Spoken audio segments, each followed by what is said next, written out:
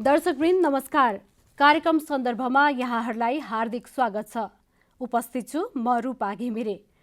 कार्यक्रम सन्दर्भमा आज हामी सहकारी क्षेत्रमा उब्जिएका समस्या, यसका गतिविधि र कोभिडका समयमा यसले सञ्चालन गरेको गतिविधि, देशको आर्थिक विकासमा यसले पुर्याएको योगदान र यसभित्र व्याप्त ठगीका विषयमा सहकारी क्षेत्रकै विज्ञसँग कुराकानी गर्दैछौँ।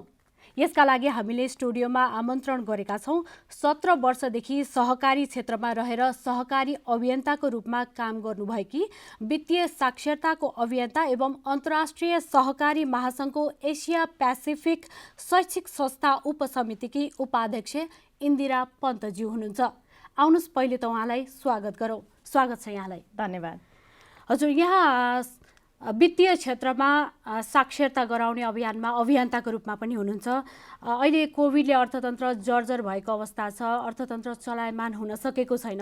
यस्तो अवस्थामा सहकारी क्षेत्रले आफ्ना आर्थिक गतिविधि कुन हिसाबले अगाडि बढाएको छ, के पाउनु भएको छ? सहकारी क्षेत्र खास गरी अब कोभिडले सबै क्षेत्रलाई प्रभावित गरेको छ। स्वाभाविक रूपमा सहकारी क्षेत्रलाई पनि प्रभाव पारेको छ र यसको प्रभाव बहुआयामिक खालको प्रभाव रहेको छ। जस्तो आर्थिक हिसाबले सहकारीका सदस्यहरू प्रभावित हुनुहुन्छ, अब सामाजिक हिसाबले मनोवैज्ञानिक हिसाबले पनि प्रभावित हुनुहुन्छ। जस्तो बचत तथा ऋण सहकारी संस्थाहरूमा रिकभरीको समस्या, किन भन्दा सदस्यको व्यवसायमा समस्या परेपछि स्वाभाविक रूपमा त्यो लोन रिकभरीको समस्या पर्ने नै भयो। त्यस्तै गरी उत्पादक सदस्यहरू, उत्पादनमूलक सहकारी संस्थाहरूमा चाहिँ सदस्यले उत्पादन गरेका उत्पादनका साधनहरू हामीले बजारमा लैजान नसक्ने समस्याका कारणले गर्दा उहाँहरूले एक खालको क्षति बेहोर्नु भएको छ। भनिसकेपछि संसारभर नै मानव जातिले एक खालको चुनौती महसुस गरिराखेको बेला अब सबै क्षेत्रहरू प्रभावित छन् र स्वाभाविक रूपमा सहकारी क्षेत्र पनि यसबाट अछुतो रहने अवस्था भएन। हजुर, जस्तो यहाँ सहकारीको अभियन्ता भएर लामो समयदेखि काम गरिराख्नु भएको छ, विशेष गरी यहाँले वित्तीय साक्षरता अभियानको रूपमा अभियन्ताको रूपमा पनि काम अगाडि बढाइराख्नु भएको छ। सँगसँगै यहाँले भर्खरै कति समय भयो स्टुडेन्ट सेभिङ क्लब पनि यहाँले सुरु गर्नु भएको छ। यसको विषयमा अलिकति भनिदिनुहोस् न। म करिब 17 वर्षदेखि यहाँले सुरुमा पनि भन्नुभयो सहकारीको सदस्यको रूपमा सहकारी अभियानमा आबद्ध भएँ। खास गरी यो समाजसँग समुदायसँग जोडिएर काम गर्ने एउटा उद्यम भएको कारणले गर्दा यो क्षेत्रले मलाई आकर्षित पनि गर्यो। त्यो कारणले यो क्षेत्रमा म लागेँ। त्यस पछाडि मलाई के लाग्यो भने यो क्षेत्रलाई अझ धेरै सशक्त बनाउन, यो क्षेत्रलाई गुणस्तरीय बनाउन लाई के कस्ता कुराहरू स्वाभाविक रूपमा सहकारीले वित्तीय साक्षरता, वित्तीय पहुँच, रोजगारी, स्वरोजगारी, उद्यमशीलतामा त काम गरि नै राखेको अवस्था थियो। तर हामीले एकदमै स्पेसिफिक भएर कुन क्षेत्रलाई सुधार गऱ्यौँ भने यो क्षेत्रलाई अझ धेरै सुशासनमा लैजान सकिन्छ र मान्छेहरूलाई, खास गरी मान्छे जबसम्म अनुशासित हुन सक्दैन, त्यो मान्छे जुनसुकै संस्थाको नेतृत्वमा गए पनि त्यसले चाहिँ राम्रो नतिजा दिन सक्दैन। त्यो कारणले गर्दा मान्छेलाई भित्रैदेखि अनुशासित बनाउनुपर्छ र त्यो अनुशासन कहाँबाट सुरु हुन्छ भन्दा पैसाको विषयबाट अनुशासित बनाउनुपर्छ भन्ने कुरा मनमा आयो।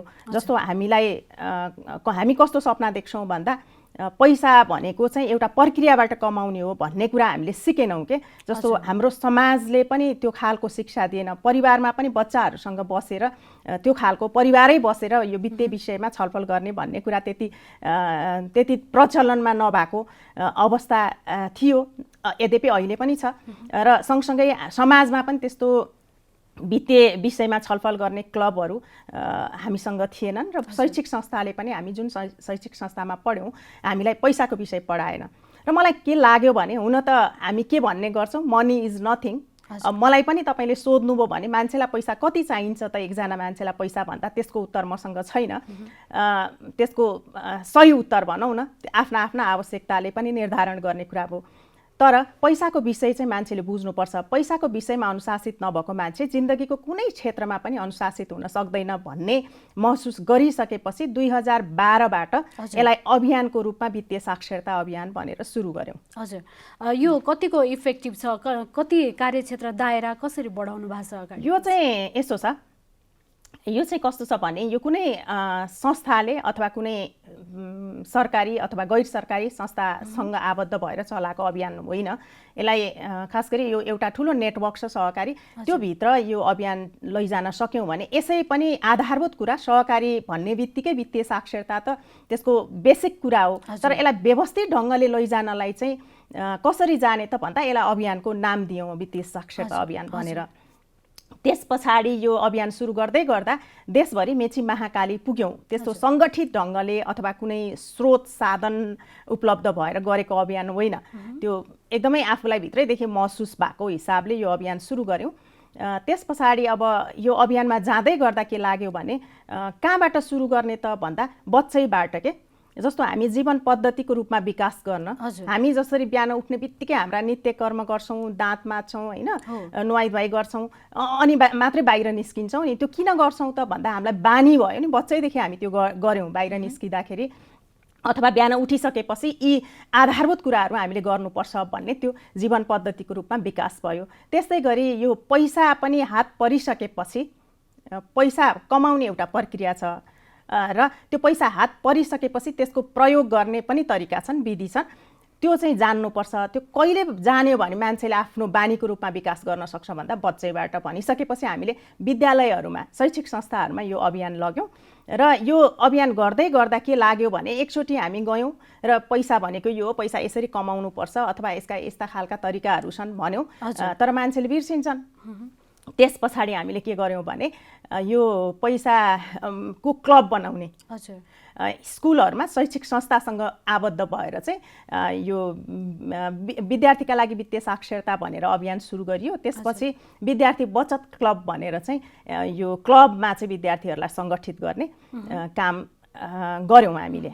अनि यसका चाहिँ दुईटा एस्पेक्ट छन्। एउटा चाहिँ विद्यार्थीहरूको कमाइ हुँदैन, जति पैसा अब खाजा खर्च हुनसक्छ त्यसबाट 1 रुपियाँ बचत गर्न सक्छन् दिनमा। कहीँबाट दक्षिणा आयो अथवा कुनै कसैले होइन अभिभावकले दिने त्यस्तो स्थिति भयो भने थोरै थोरै बचत गर्नुपर्छ है भन्ने कुरा सिकाउने कुरा हो एउटा पक्ष। अर्को कुरा चाहिँ अरू अतिरिक्त क्रियाकलापमा पनि विद्यार्थीहरूलाई इन्भल्भ गर्ने। अनि हजुर यो भयो बचतलाई कसरी प्रोत्साहन गर्ने भन्ने कुरा यहाँहरूको यो अभियानले गर्यो।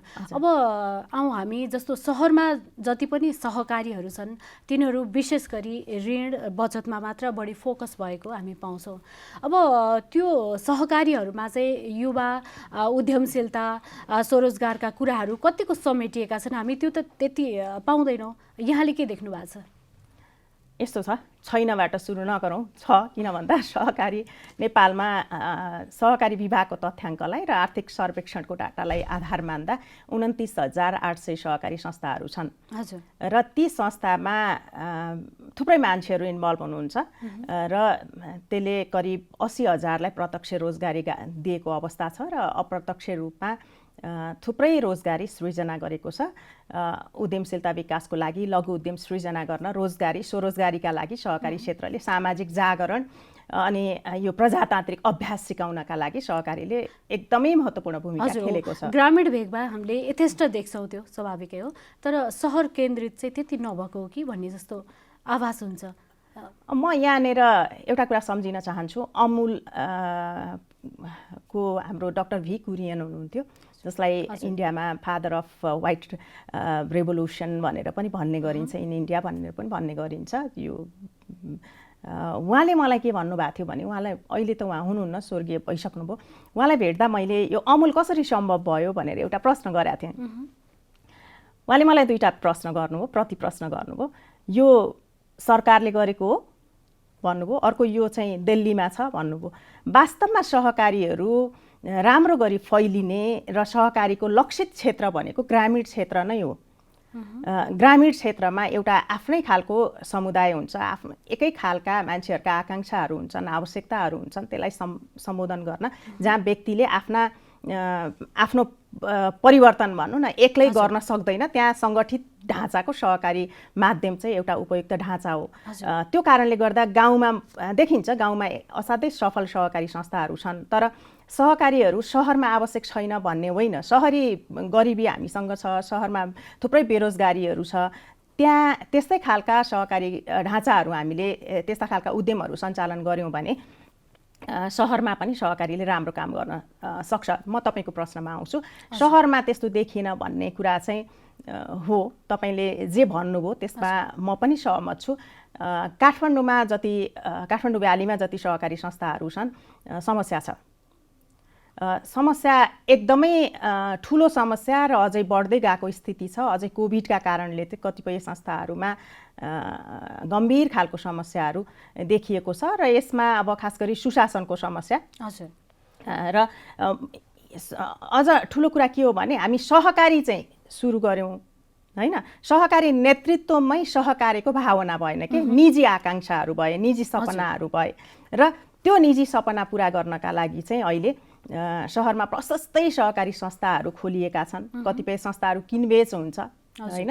अब त्यहाँ सबै पक्ष चाहिँ यो विषयमा गम्भीर हुन म जरुरी देख्छु। किन भन्दा सरकारले नेपालको संविधानमा सहकारीलाई अर्थतन्त्रको एउटा क्षेत्रका रूपमा स्थापित गरेको छ। मूल नीतिहरू कानुनहरूमा सहकारीलाई चाहिँ महत्त्व दिएको छ। तर सहकारीलाई जसरी एउटा ट्र्याकमा लैजानु पर्ने हो, स्वयं सहकारी कर्मी जो सहकारीमा आबद्ध छन् एउटा खालको लुकेको भनौँ न, एउटा खालको इन्ट्रेस्टका आधारमा सृजना भएका छन्, जसले गर्दा राम्रो गर्ने संस्थाहरू पनि छायामा पर्ने अवस्था छ भने सरकारको तर्फबाट पनि यो क्षेत्रलाई चाहिँ सिरियसली लिएको देखिँदैन। त्यो कारणले समस्याहरू छन् र समस्याहरू बढ्दा छन्। यसलाई नियन्त्रण गर्न सकिएन भने सहकारी क्षेत्रबाट ठुलो क्षति चाहिँ बेहोर्नु पर्ने हुन्छ। हजुर, अब अहिले जसरी सहकारीबाट व्याप्त किसिमबाट ठगी हुने गरेको छ, आम सर्वसाधारण एकदमै ठगीको मारमा परेका छन्। राखेको बचत, आफ्नै बचत झिक्न नपाउने अवस्थामा छन् र थाहै नभइकन आफूले बचत गरेको संस्था नै कुन बेला फरार भइसकेको अवस्था पनि छ। अब सहकारीमा यसरी यो जुन किसिमको समस्या छ, यो ठगीबाट वञ्चित गराउनको लागि, ठगी हुन नदिनलाई सहकारी संस्था स्वयं पनि स्वयं अनुशासित र यसमा सुशासनको कमी भएको त हामीले टड्कारै महसुस गरेका छौँ। सँगसँगै राज्यले पनि यहाँ चाहिँ नियमनको दायरा नबढाएको हो। पहिलो कुरा त सदस्य साक्षरता भएन। यो खास गरी सहर बजारमै म केन्द्रित हुन्छु, किन भन्दा बाहिरका घटनाहरू अलिक कम छन्। त्यो कारणले गर्दा सदस्यले म कस्तो खालको व्यवसायको विधिमा आबद्ध हुँदैछु र त्यो व्यवसाय कसरी सञ्चालन हुन्छ। किन भन्दा सहकारी भनेको असाध्यै उत्कृष्ट मोडल हो के लोकतन्त्रको, न्यायपूर्ण मतलब अर्थव्यवस्थाको लागि सहकारी असाध्यै उत्कृष्ट एकदम विशिष्ट खालको मोडल हो। तर हामीले त्यसलाई प्रयोग कसरी गर्यौँ भन्ने कुरा चाहिँ महत्त्वपूर्ण छ। पहिलो कुरा, बेसिक कुरा त आधारभूत कुरा सदस्यहरूले आफैले त्यो संस्था निर्माण गर्ने हो। सदस्यहरूको आफ्नो स्वामित्व हुन्छ, नियन्त्रण हुन्छ र सञ्चालन सदस्यहरूले गर्छन् भनेर सहकारीको प्रिन्सिपलले भन्छ। तर यहाँ चाहिँ के छ भन्दा 2-4 जना मान्छेलाई अन्यत्र भन्दा यो क्षेत्र अलिकति अनौपचारिक जस्तो हो कि हैन, यहाँ भइसकेपछि सबै सुशासनका कोडहरू हामीले पालना गर्न नपर्ने हो कि भन्ने खालको जुन मानसिकताका साथ र एउटा खालको इन्ट्रेस्ट राखेर यो कोअपरेटिभ खोल्ने र मेम्बरको पैसा सङ्कलन गर्ने र आफूलाई इच्छा लागेको ठाउँमा लगानी गर्ने भएको कारणले गर्दा त्यो समस्या देखिन्छ। पहिलो कुरा, आधारभूत कुरा भनेको चाहिँ वित्तीय साक्षरता र सहकारीका आधारभूत कुराहरू, सहकारी सिद्धान्त, मूल्य हैन, त्यो चाहिँ सदस्यलाई राम्रो गरी ज्ञान नभएका कारण पनि सदस्यहरूलाई सहकारी के हो भन्ने कुरा जानकारी नै भएन के। सञ्चालकहरूले जे गर्दाखेरि पनि हुने अवस्था सृजना भयो। दोस्रो कुरा, सहकारी खोल्दैखेरि सहकारी खोल्ने जसले सहकारी स्थापना गर्नुहुन्छ उहाँहरूमा सहकारीको भावना हुन पर्यो। त्यो भावना नभएका कारणले गर्दा समस्या भयो। अर्को कुरा, सरकारले पनि संस्थाहरू दर्ता गरिरहेछ भनिसकेपछि सुशासनको अवस्था कस्तो छ त भन्ने कुरा सरकारले पनि ध्यान दिएको देखिन्न।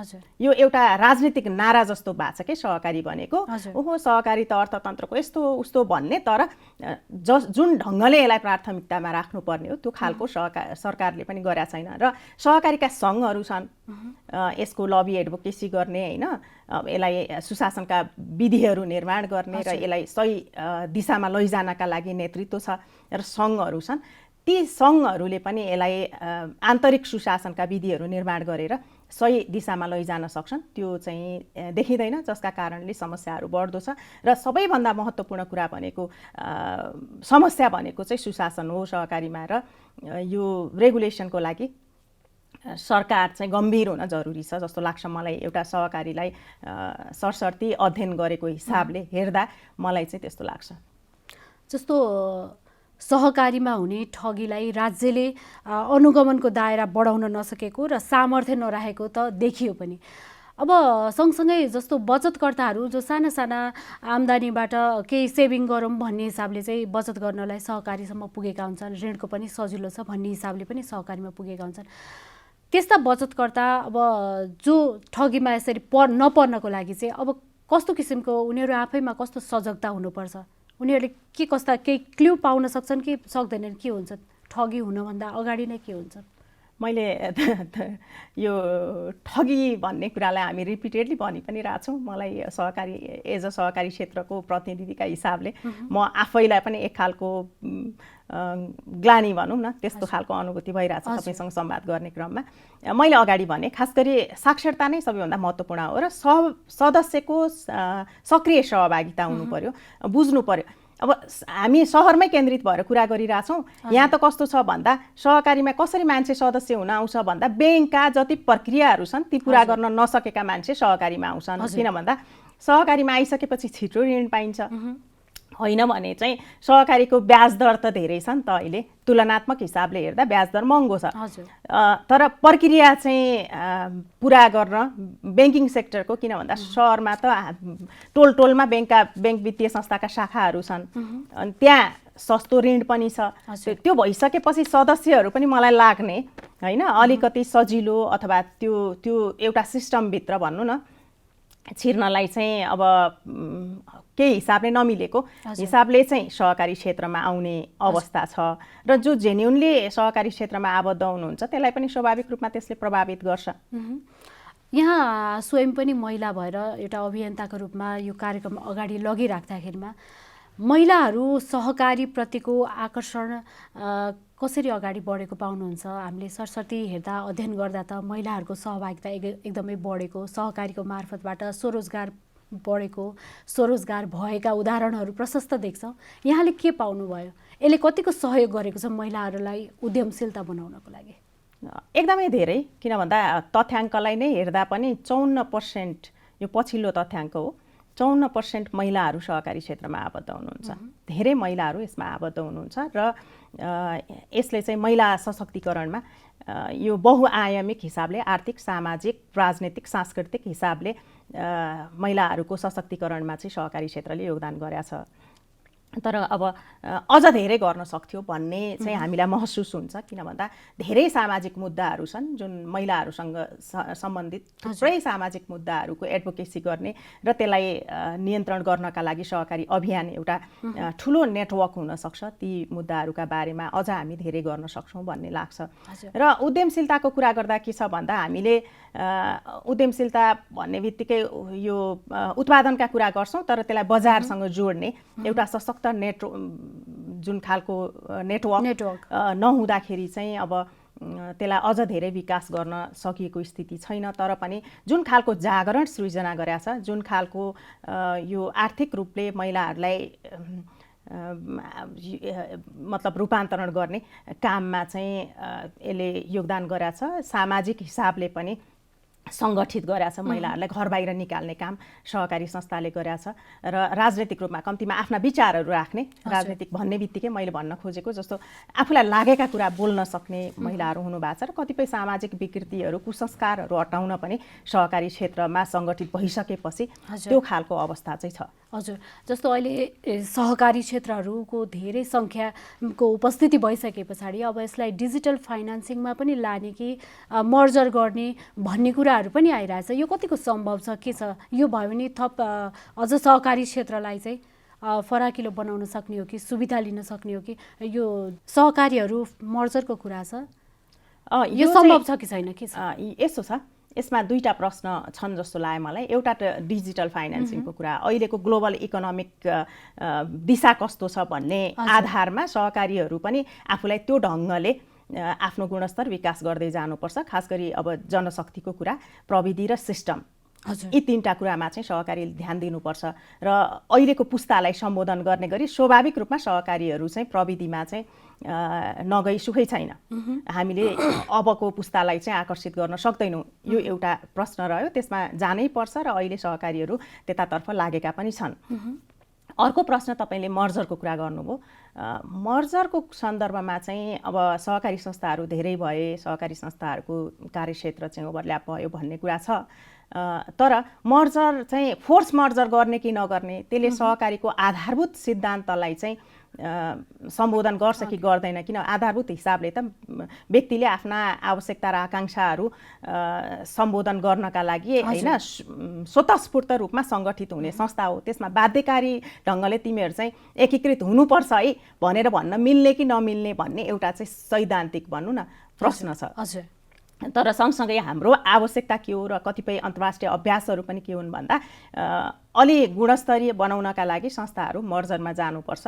एउटै घरमा हामीले 4-5वटा संस्थाको साइनबोर्डहरू देख्छौँ र ग्रामीण क्षेत्रमा पनि धेरै संस्थाहरू भए भने अब समस्या हुन्छन्। त्यो कारणले गर्दा मर्जरमा जाने कुरा आवश्यकता हो। सरकारले पनि त्यो ढङ्गले महसुस गरेको देखिन्छ र मर्जरका कार्यविधिहरू पनि विभागले बनाएको छ। र हामीले पब्लिकली बोल्दाखेरि सहकारी चाहिँ मर्जर एकदमै ठुलो प्राथमिकता हो भन्नु चाहिँ प्रिन्सिपलको हिसाबले त्यति मिल्दैन जस्तो लाग्छ मलाई, होइन? तर अब अलिकति संस्थाहरूलाई गुणस्तरीय बनाउनका लागि सदस्यहरूलाई कन्भिन्स गरेर चाहिँ हामीले मर्जरको अभियानलाई चाहिँ लैजान सक्छौँ।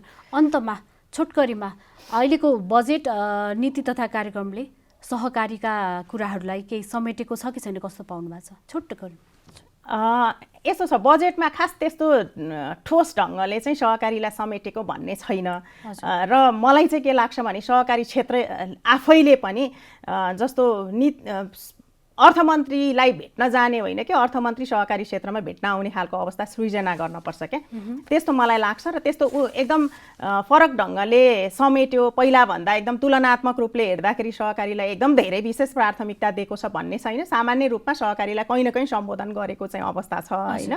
तर अर्थ मन्त्रालयकै अधिकारीहरू के भन्नुहुन्छ भने सहकारी त एकदमै विशाल क्षेत्र हो, यसले चाहिँ ग्रासरुट इकोनोमीलाई चाहिँ अपलिफ्ट गर्नका लागि महत्त्वपूर्ण भूमिका खेल्न सक्छ। तर आज हामी यो अवस्थामा आयौँ, सहकारीको सुशासनकै प्रश्न हो, फेरि पनि नियमनकै कुरा हो कि महत्त्वपूर्ण कुरा त्यो सरकारले गर्नुपर्ने, आन्तरिक सुशासनको कुरा चाहिँ संस्था र अभियानले गर्नुपर्ने हो, होइन? त्यो विधि निर्माण गर्ने र राज्यले चाहिँ नियमनका लागि एउटा प्रभावकारी संयन्त्र निर्माण गर्नुपर्ने, त्यो नगरेका कारण सहकारीको गुणस्तर विकास हुन सकेन।